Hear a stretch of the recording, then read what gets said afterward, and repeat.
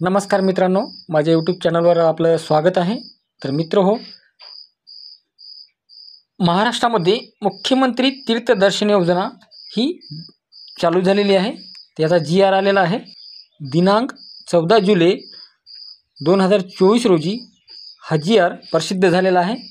तरी महाराष्ट्र राज्यातील सर्व धर्मदायीमधील 60 वर्षे वय व त्यावरील ज्येष्ठ नागरिकांना तीर्थदर्शन यात्रेची मोफत संधी देण्याचा निर्णय ही मुख्यमंत्र्यांनी केलेला आहे। तर GR असा हा GR आहे। तरी ही GR पूर्णपणे तुम्हाला मी याची जे काय अटी शर्ती आहेत हे पूर्णपणे तुम्हाला या व्हिडिओच्या माध्यमातून तुम्हाला सांगेन। चॅनलवर नवीन असाल तर चॅनलला सबस्क्राईब करा आणि असेच नवनवीन व्हिडिओ आपल्याला बघायला भेटत राहतील। चला व्हिडिओला स्टार्ट करूया।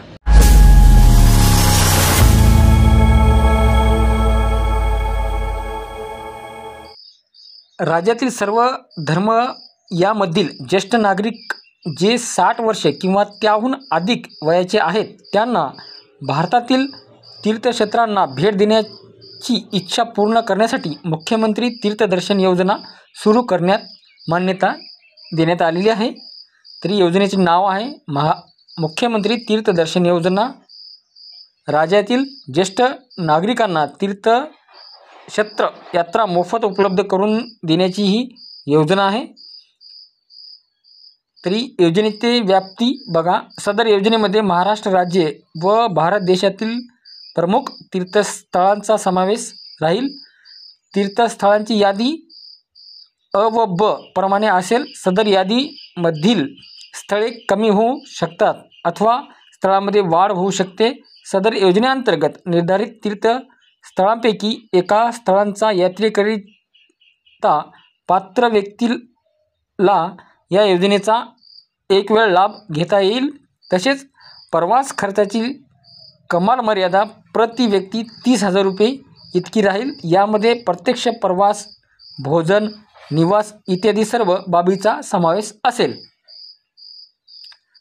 तर योजनेचा लाभार्थी याचा तपशील बघू पूर्ण। महाराष्ट्र राज्यातील 60 वर्षे व त्यावरील ज्येष्ठ नागरिकांसाठी ही योजना आहे। पात्रता काय असेल या योजनेमध्ये ते बघू। लाभार्थी महाराष्ट्र राज्याचा रहिवासी असणे आवश्यक आहे। लाभार्थ्याचे वय हे 60 वर्षे ते 60 वर्षाच्या वरचे असणे आवश्यक आहे। लाभार्थी कुटुंबाचे वार्षिक उत्पन्न हे 2.5 लाखापेक्षा जास्त नसावे। आणि याच्यात अपात्र कोण लाभार्थी असतील? ज्या कुटुंबातील सदस्य आयकरदाता आहे, ज्यांच्या कुटुंबातील सदस्य नियमित कायम कर्मचारी म्हणून सरकारी विभाग किंवा उपक्रम, महामंडळ, भारत सरकार किंवा राज्य सरकारच्या स्थानिक संस्थेमध्ये कार्यरत आहे, सेवानिवृत्तीनंतर निवृत्तीवेतन घेत आहेत असे सदस्य पात्र ठरणार नाहीत। तथापि 2.5 लाख पर्यंत उत्पन्न असलेल्या बाह्य यंत्रणाद्वारे कार्यरत असलेले कर्मचारी, स्वयंसेविका, कामगार आणि कंत्राटी कर्मचारी पात्र ठरतील। ज्यांच्या कुटुंबातील सदस्य विद्यमान किंवा माजी खासदार, आमदार आहे असाही लाभार्थी याच्यात पात्र ठरणार नाही। ज्यांच्या कुटुंबातील सदस्य भारत सरकार किंवा राज्य सरकारच्या बोर्ड, कॉर्पोरेशन, उपक्रमाचे उपाध्यक्ष किंवा अध्यक्ष, संचालक सदस्य आहेत हा सुद्धा लाभार्थी पात्र ठरणार नाही। ज्याकडे 4 चाकी वाहने, ट्रॅक्टर वगळून त्याच्या कुटुंबातील सदस्यांच्या नावावर नोंदणीकृत आहे असा सुद्धा याच्यात पात्र राहणार नाही। प्रवासासाठी शारीरिक आणि मानसिकदृष्ट्या सक्षम असणे आवश्यक आहे आणि कोणत्याही संसर्गजन्य रोगांचे ग्रस्त नसावे, जसे की TB, हृदयाशी संबंधित श्वसन रोग, कोरोनरी अपुरेपणा, कोरोनरी थ्रोम्बोसिस, मानसिक आजार, संसर्गजन्य कुष्ठरोग इत्यादी असा बिमारीचा समावेश भी नसावा। अर्जासोबत ज्येष्ठ नागरिकाला सरकारी वैद्यकीय अधिकाऱ्यांनी पूर्ण आरोग्य तपासणी केल्यानंतर ती व्यक्ती शारीरिकदृष्ट्या निरोगी आणि प्रस्तावित प्रवासासाठी सक्षम असल्याचे प्रमाणपत्र सादर करावे लागते. हे प्रमाणपत्र प्रवाशांच्या तारखेपासून 15 दिवसापेक्षा जास्त जुने नसावे. जे अर्जदार मागील वर्षामध्ये लॉटरीत निवडलेले गेले होते परंतु प्रवासासाठी आमंत्रित करूनही त्यांनी प्रवास पूर्ण केला नाही, अशा माजी अर्जदारांना देखील या यात्रेनेत पात्र ठरवण्यात जाणार नाही. दुसरा आहे, जर असे आढळून आले अर्जदार प्रवाशांनी खोटी माहिती देऊन किंवा कोणतेही तथ्य लपवून अर्ज केला आहे ज्यामुळे तो प्रवाशाला साठी अपात्र ठरते, तर त्याला कधीही योजनेच्या लाभापासून वंचित ठेवता येईल. सदर योजनेच्या पात्रता व अपात्रता निकषामध्ये सुधारणा करण्याची आवश्यकता असल्यास शासन मान्यतेने कारवाई करण्यात येईल. सदर योजनेमध्ये लाभ मिळण्याकरिता खालीलप्रमाणे कागदपत्रे सादर करणे आवश्यक आपल्याला राहील. योजनेच्या लाभासाठी ऑनलाईन अर्ज तुम्हाला करावा लागेल. लाभार्थ्याचे आधार कार्ड, राशन कार्ड असणे आवश्यकता आहे. महाराष्ट्र राज्याचे अधिवास प्रमाणपत्र असणे गरजेचे आहे आणि महाराष्ट्र राज्यातील जन्म दाखलासुद्धा या योजनेला लागत आहे. लाभार्थी अधिवास प्रमाणपत्र उपलब्ध नसेल तर त्याऐवजी त्या लाभार्थ्याचे 15 वर्षापूर्वीचे राशन कार्ड, मतदान कार्ड किंवा शाळा सोडल्याचा प्रमाणपत्र किंवा जन्म दाखला या 4पैकी कोणते ओळखपत्र प्रमाणपत्र ग्राह्य धरण्यात येईल. सक्षम प्राधिकारी यांनी दिलेल्या कुटुंब प्रमुखाचा दाखला वार्षिक उत्पन्न 2,50,000 च्या वरी राहता कामा नये आणि याला पिवळे किंवा केसरी राशन कार्ड लावता येईल. फॉर्मसोबत वैद्यकीय प्रमाणपत्र आपल्याला लागेल. पासपोर्ट आकाराचे फोटो लागतील. जवळच्या नातेवाईकाचा मोबाईल क्रमांक. सदर योजनेच्या अटी शर्ती पालन करण्याबाबतचे हमीपत्र एक आपल्याला द्यावं लागणार आहे. रेल्वे प्रवास तसेच बस प्रवासासाठी एजन्सी तथा टुरिस्ट कंपनीची निवड करण्यात आली. लाभार्थ्याची निवड कशी केली जाईल? प्रवाशांची निवड जिल्हा स्तरावरून स्थापन करण्यात आलेल्या जिल्हास्तरीय समितीद्वारे पुढील प्रक्रियेनुसार केली जाईल.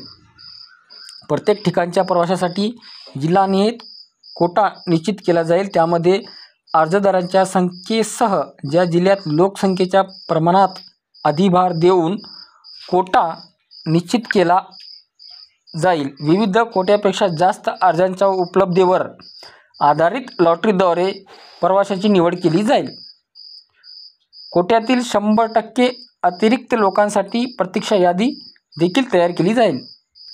निवडलेला प्रवासी प्रवासाला न गेल्यास प्रतीक्षा यादीत समाविष्ट असलेल्या व्यक्तीचा प्रवासास पाठवता येईल.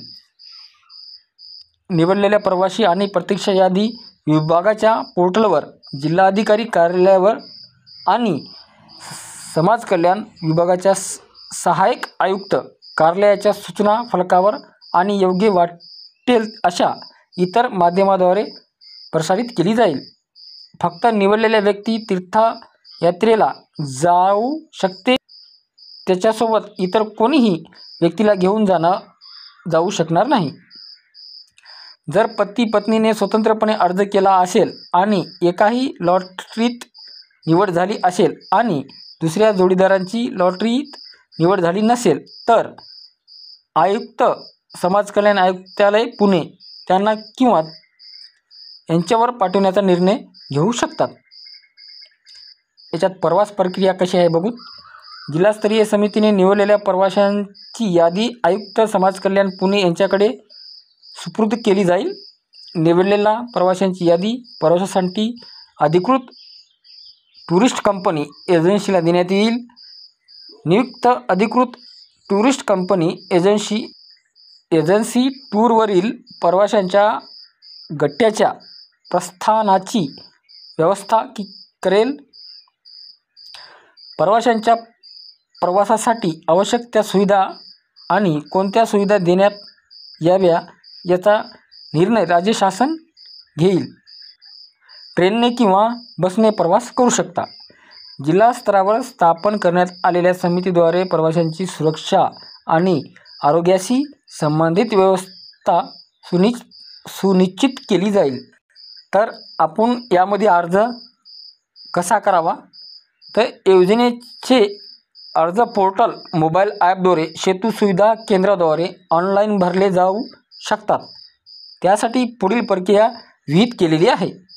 पात्र ज्येष्ठ नागरिकास या योजनेसाठी ऑनलाईन अर्ज करता येईल. ज्यांना ऑनलाईन अर्ज सादर करता येत नसेल त्यांनी त्यांच्यासाठी अर्ज भरण्याची सुविधा सेतू केंद्रावर उपलब्ध करून देण्यात येईल. अर्ज भरण्याची संपूर्ण प्रक्रिया ही विनामूल्य असेल. अर्जदाराने स्वतः उपरोक्त ठिकाणी उपस्थित राहणे आवश्यक असेल, जेणेकरून त्याची थेट फोटो काढला जाईल आणि KYC करता येईल. आणि यासाठी अर्जदाराने खालील माहिती आणणे आवश्यक आहे. कुटुंबाचे पूर्ण ओळखपत्र, रेशन कार्ड, स्वतःचे आधार कार्ड. तर भारतातील तीर्थक्षेत्रे यामध्ये भरपूर असे तीर्थस्थान दिलेले आहेत. तर तुम्ही याची स्क्रीनशॉट काढून घेऊ शकता. भरपूर काय आहेत, तरीही तुम्ही याची स्क्रीनशॉट काढून तुम्ही याचा अर्ज भरू शकता. बघा, हे महाराष्ट्रातील तीर्थस्थळे आहेत. याच्यामध्ये बी भरपूर तीर्थस्थान आहेत, भरपूर आहेत.